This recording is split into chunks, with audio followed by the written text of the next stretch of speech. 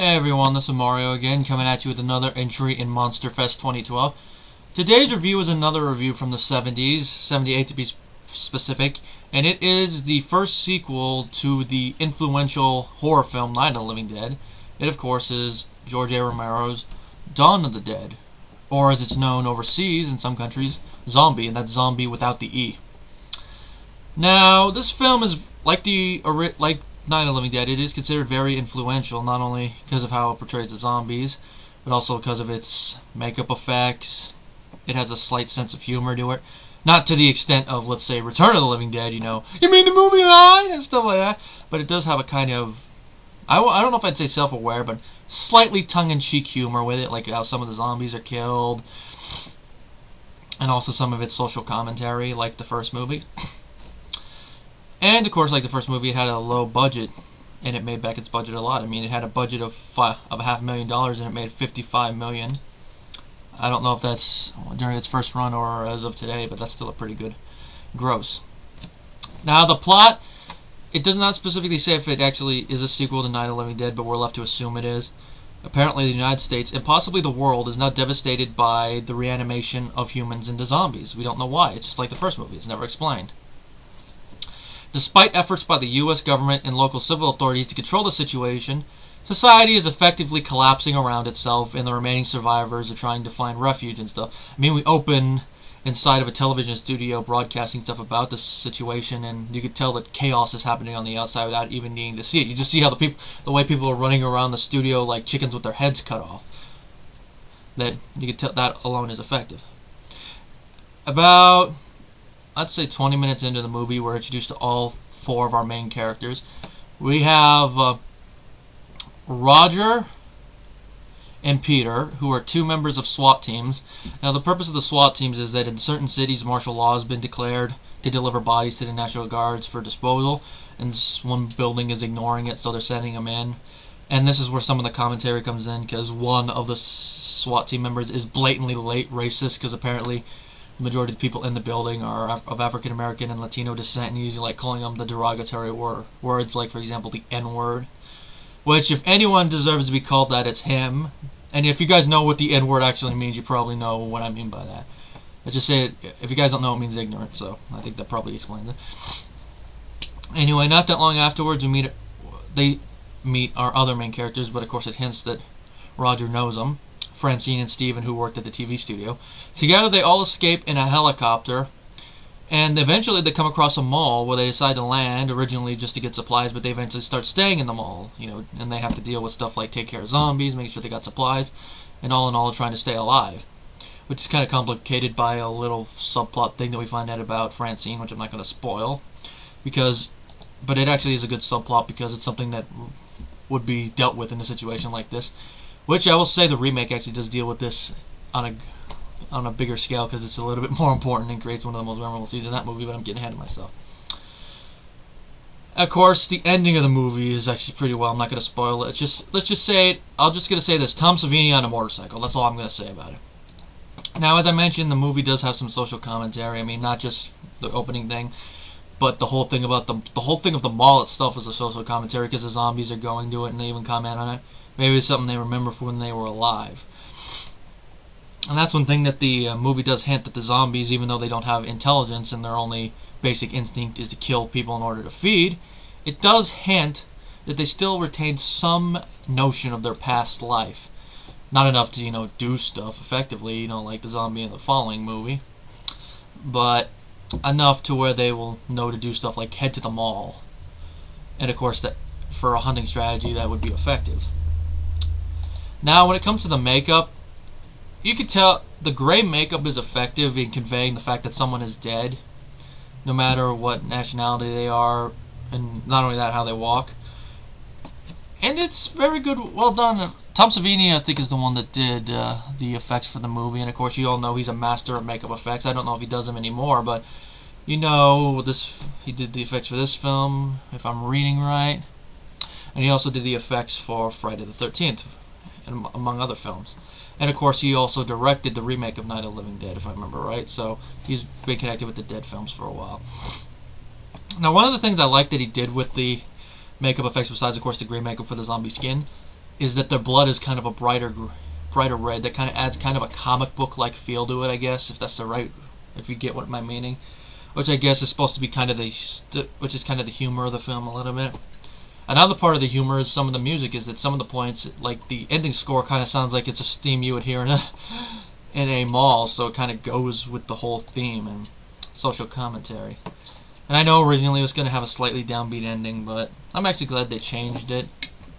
Of course, even though they changed the ending, we still get one of the funny, memorable scenes in the movie where the zombie gets partially decapitated by the helicopter blade, which is kind of funny considering that the guy who he's going after doesn't even notice him and gets over the blade. No, nothing going on here.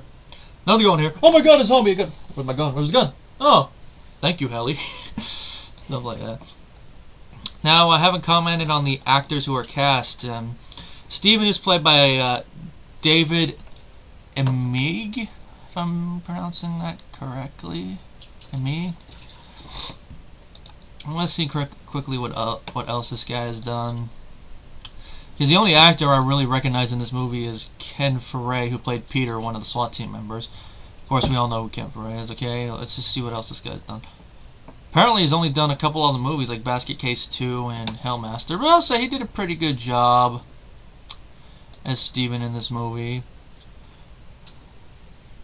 Let's see, I'm going to talk about the other ones. Roger, who... the SWAT team guy, let's see. He's played by Scott Reiniger.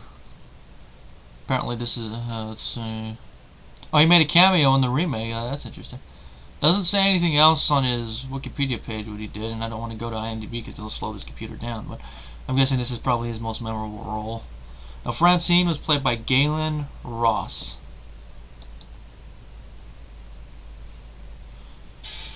Oh, great. Sorry about that, my grandma trying to wake me up when I've already been up for a while, as you can tell. But anyway, Gaylen Ross, let's see, known for this movie, Creepshow, Madman. Let's see, she does documentaries now, apparently. Maybe I'll look up some of these, just see if they're interesting. She did not have a cameo in the remake, though. That's kind of... and, of course, Ken Foree. Kind of interesting that both the original film and its sequel each have a African American character that's not going to take any crap from anyone and also hold his own. Of course, I'll say Ken Foree probably is a little bit more of a badass, but then again, that might be coming from me having Leatherface Takes a Chance on Massacre 3 in mind. How many other people could say they survived a chainsaw attack from Leatherface when they actually got hit? Granted, it was because of re-edits, but still. He also made a cameo in the remake as a televangelist, which is kind of funny. Oh, that's interesting. He's going to be in the Lords of Salem. Of course, we also know him as Big Joe Grizzly from Rob Zombie's Halloween. I'm going to cut that mask right off your face. We all remember that from the trailer. He was in Devil's Rejects as well, which I have to watch that movie. I know someone's going to say, really? You've never seen the Devil's Rejects? Yes, even though I know some of the lines and stuff from it. Of course, I still also got to revisit House of a Thousand Corpses. But Knight Rider. Oh, he's a Knight Rider. Hey, this is only his second film. Oh, that's cool. He did a pretty good job. But anyway, me personally, the thing I originally knew him from was Kenan and Kel. Kenan! I have to say, this is my second favorite role of his, because Benny from Texas Chainsaw Massacre 3 is always going to be my favorite role. Ah! You know, shooting inside the house. But here he does a very good job as Peter, and like I said, doesn't take no shit. And of course, running from zombies and stuff, shooting zombies. You can't get any better than that. Now, Tom Savini, for the small role he has, he does a pretty good job. I'm not going to spoil it, because that's a big spoiler at the ending of the movie. Let's just say you want to smack him for what he does. Anyway, I don't know what else to say about the movie. It's a fun movie. Like I said, it has kind of a humor to it, but it still is kind of serious. It has that social commentary.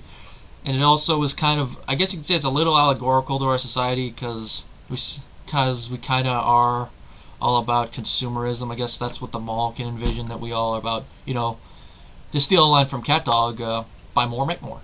Buy more, make more. Or I think probably using They Live as an example would probably be better, you know, like, this is your God. You know, stuff like that. And also the whole thing about what would happen. The other thing about our society is all it would take is one major catastrophe to happen to our society as a whole, and like what happens in the movie, we would, depending on what it is, we would probably just self-collapse while trying to deal with it. I mean, George Carlin himself, he did a very good routine about it. Like, you just eliminate electricity and a bunch of stuff would happen. Like, the inmates would break out, the police and National Guard would probably protect the public at first, but then would stay at home dealing with their own families, and then it would just snowball. And with the zombies, that's what happens. And the scarier thing is that they're us, and they actually they also do mention the fact that it's going to be kind of hard to deal with them at first, especially if it's a loved one, which we kind of saw at the end of the first movie. Just think of it. It might be just a creature just trying to eat you, but it still looks like Granny. So it's going to be kind of hard to offer. So I do like that on the TV they have someone dealing with that, trying to nail it through the head, saying, it's scientifically, we've got to do it. And the other guy's like, no one thinks like that. It's just good stuff like that.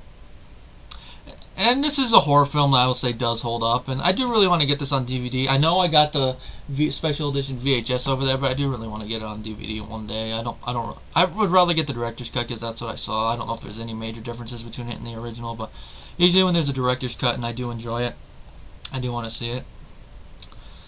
Let's see the director's cut is only like 12 minutes longer. And I don't know what else to say about this movie. I think I've covered basically everything. One thing I will say of note, I can find myself watching the remake more, maybe because I like the characters in it a little bit more, has a little bit better pace, and also the fact that maybe it's probably scary because they're running zombies, but I always find myself watching the remake more. I only watched it because I wanted to give it a second watch. I enjoyed it the first time. I just wanted to see if it held up with a second watch, and it did. And of course, I still need to see Day of the Dead, the original, not the one with the vegetarian zombie. Though I still want to watch that one to give it see what my thoughts on the film are, even though I've heard negative things about it. Hey, maybe that might be a rant in this year's Monster Fest. Who knows? Anyway, my rating for the original Dawn of the Dead is 4.5 out of 5 stars. If you haven't seen it and you're a zombie fan, I highly recommend you give it a watch.